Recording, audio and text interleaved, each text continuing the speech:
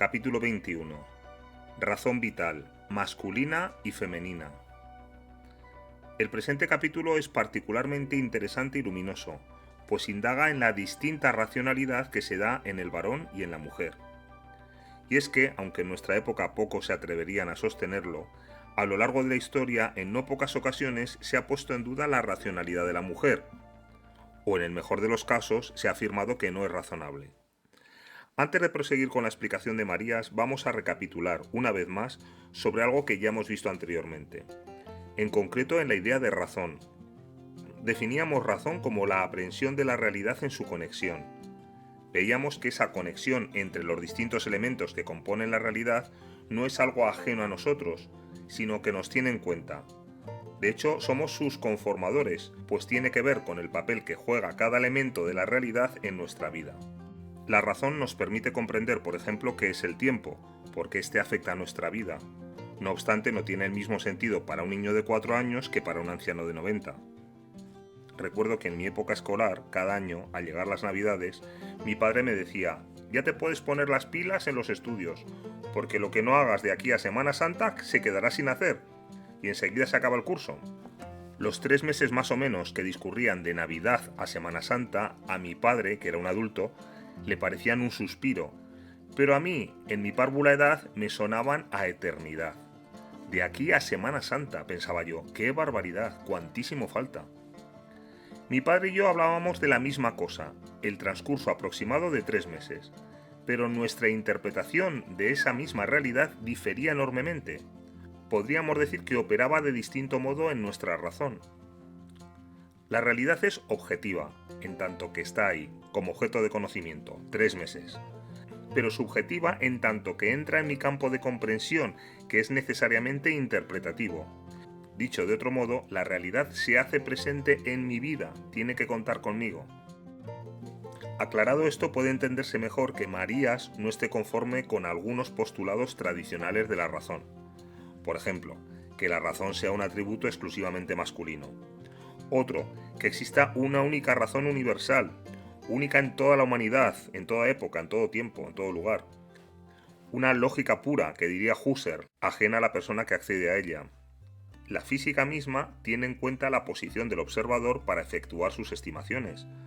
Pues bien, toda forma de conocimiento, esto es, de racionalidad, tiene que tener en cuenta la posición vital de quien lo lleva a término.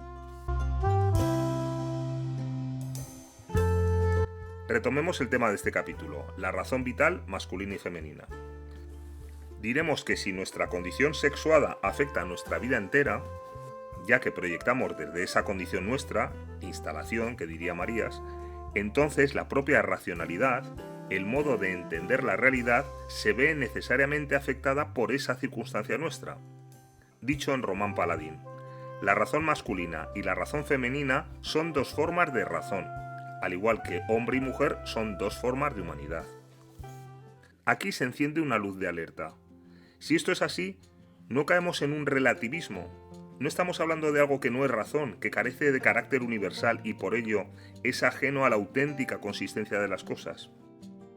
Volvamos a la definición de razón. Es la aprehensión de la realidad en su conexión. ¿Y qué es realidad? Decía Marías, es aquello que encuentro tal como lo encuentro. Si la realidad lleva implícita un encuentro conmigo, entonces necesariamente es inseparable de mí. Yo puedo hablar de algo, dar razón de ello, en la medida en que se me hace presente, y puedo referirme a eso en la forma en que se me hace presente. Si es un sonido, en forma de sonido; si es un objeto visible, en la forma de objeto visible, en la forma que se me haga presente. Razón es dar cuenta del sentido de algo, de su significación, y este siempre va ligado a alguien, al observador. No olvidemos que vivir en la persona es entender la realidad, interpretarla, para saber a qué atenerme con respecto a ella, es dar razón de las cosas y de mis acciones. Se dirá, ¿y un niño pequeño? ¿Acaso no carece de uso de razón? Pues sí, carece de ese uso, pero la ha menester, la precisa. Por eso depende de la razón del adulto.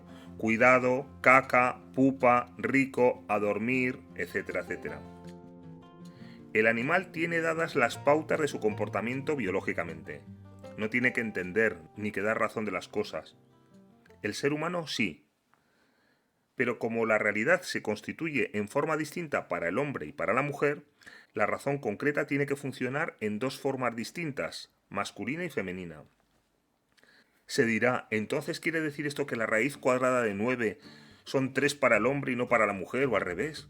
Por supuesto que no, no quiere decir eso. La matemática opera de una forma precisa. Pero en ese caso estamos hablando de realidades abstractas a las que se le impone una organización abstracta. Nos movemos dentro de las reglas predeterminadas de un juego. Cuando hablamos de objetos abstractos e irreales, es decir, de aquellos en los que hemos eliminado artesanalmente la perspectiva concreta en que se nos presenta toda realidad, hombre y mujer naturalmente coincidimos. Pero tan pronto atendemos a realidades con las que tenemos que habérnoslas, es decir, a lo real como tal, esto, aquello concreto, su inserción en nuestra vida está condicionada por la perspectiva en que se me presenta a mí, por su contexto que traba cada realidad con las demás. Voy a poner un ejemplo de cosecha propia a ver si puede clarificar. Hemos hablado de las matemáticas. Pensemos en los números irracionales, que los descubrieron supuestamente los pitagóricos. Ya sabéis que en la antigua Grecia se conocían los números racionales, los números enteros y las fracciones que relacionan números enteros. Pero, por ejemplo, en el teorema de Pitágoras, al aplicar la raíz cuadrada para calcular la hipotenusa, pues muchas veces se obtenían números irracionales, que ellos llamaban inconmensurables, los pitagóricos. Pero este tipo de números lo guardaban en secreto. Un número inconmensurable, es decir, que no se puede medir, parece que es una contradicción en términos. Precisamente un número lo que hace es una medición, una cuantificación. Entonces hablar de un número inconmensurable, pues suena a oxímoron. Hoy, la significación de esos números irracionales es completamente distinta para nosotros, hasta el punto de que se enseñan en primaria en el colegio. Pero en la época en que son descubiertos, como digo, los pitagóricos los ocultaban. De hecho, se cuenta que Hipaso de Metaponto, un pitagórico, pudo ser asesinado por haber revelado la existencia de estos números. Aquí vemos cómo la lógica interna del sistema matemático es común para aquellos pitagóricos y para los niños de primaria de nuestra época. Las reglas del juego son las mismas. Sin embargo, la posición que ocupan las matemáticas e incluso el descubrimiento de estos números en sus vidas no tienen nada que ver. Lo abstracto obra como abstracto en mi vida, pero cuando vamos a la racionalidad de lo concreto, de las realidades con que tengo que hacer mi vida, es cuando entra en juego mi condición, masculina o femenina. Dice Marías, lo que llamamos cosas son primariamente interpretaciones de la realidad, en su mayoría sociales y por tanto históricas. Ya de partida, nuestro propio aparato perceptivo nos hace considerar a una piedra como una cosa aislada y diferente de las demás. No la vemos como un montón de partículas, como la suma de muchas cosas, de muchos átomos, sino como una sola cosa. Históricamente ha habido cosas de hombres y cosas de mujeres, también cosas comunes. Dado que esas cosas asumían distintos papeles en sus vidas, eran interpretadas distintamente. La guerra, la caza, la política, la costura, la lactancia, la vida sexual tenían distinta significación. Pese al discurso homogeneizador que domina la esfera pública hoy en día, todavía en la reciente guerra de Ucrania hemos visto cómo se prohibía salir del país a los varones que tenían que ir a combatir, mientras sus esposas, hermanas, madres podían irse del país sin ningún impedimento. Ello deja traslucir, por una parte, una distinta interpretación de la guerra y, por otra, del papel que cada cual desempeña en una contienda.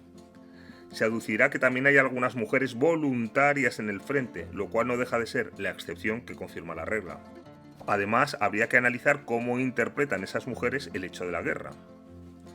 Toda interpretación, lo conveniente o inconveniente, lo decente o indecente, la promesa o amenaza, se articula según la dualidad sexuada. La interpretación del mundo, el dar razón del mismo, se supedita a nuestros proyectos.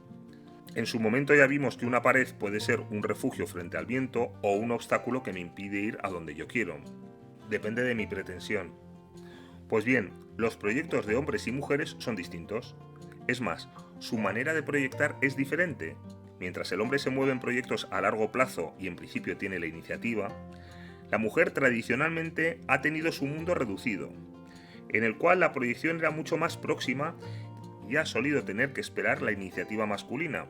Esto es, ha tenido que alojar sus proyectos dentro de los más amplios del varón. Recordemos que Ortega distinguía actividad, que es un obrar más o menos mecánico. Por ejemplo, cuando voy en una bici no pienso cómo doy cada pedalada. Distinguía esta actividad del hacer, que es aquella actuación que tiene un porqué y un para qué. Es decir, que es fruto de una decisión. Por ejemplo, decido que voy a visitar a mi prima en bicicleta porque es más saludable que si cojo el autobús. Aquí ya hay una motivación. El caso es que los motivos y finalidades de la mujer en función de sus proyectos son distintos de los del varón, aun cuando sus actividades materialmente coincidan, y de ahí viene la impresión de irracionalidad o de ilogicidad que la mujer produce en el varón. Este no entiende lo que hace la mujer, porque no suele ver por qué y para qué lo hace, ya que si él hiciera lo mismo, lo haría por otros motivos y con otros fines. Si alguno tiene duda a este respecto, solo tiene que fijarse en los preparativos de una boda, cuáles son las prioridades de cada uno de los contrayentes, del hombre y de la mujer, quién organiza qué. No obstante, la mujer ha solido gozar de una mayor perspicacia a la hora de entender las razones del hombre. Marías lo atribuye a dos motivos. Lo primero, porque las interpretaciones de las cosas han solido ser forjadas por los hombres, de modo que la razón teórica se ha ajustado a esa visión masculina que la mujer ha tenido que compartir. El segundo motivo ha sido que la mujer ha vivido dentro del mundo del hombre, obligándola a comprender y anticipar su razón. Es decir, la mujer ha tenido que adoptar el punto de vista del hombre para poder crear su espacio dentro de su mundo. Por eso la mujer maneja fácilmente al hombre, incluso si se da la circunstancia de que ese hombre concreto y particular es intelectualmente superior a ella.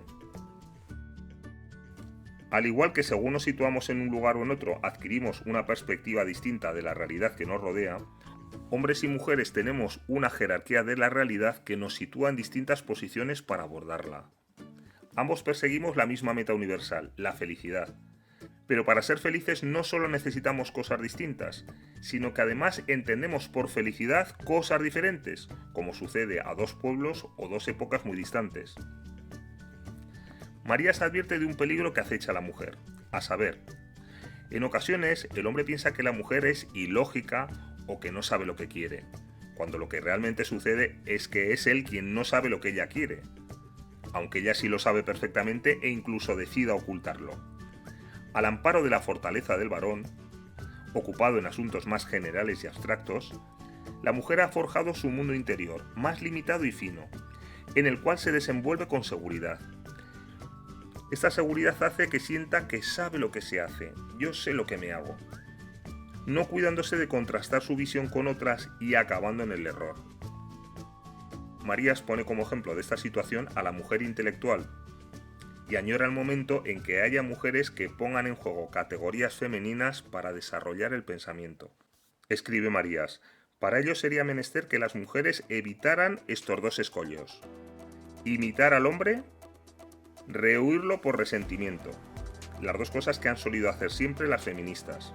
Tendrían que abandonarse creadoramente a su propia inspiración, dejar manar su peculiar forma de racionalidad.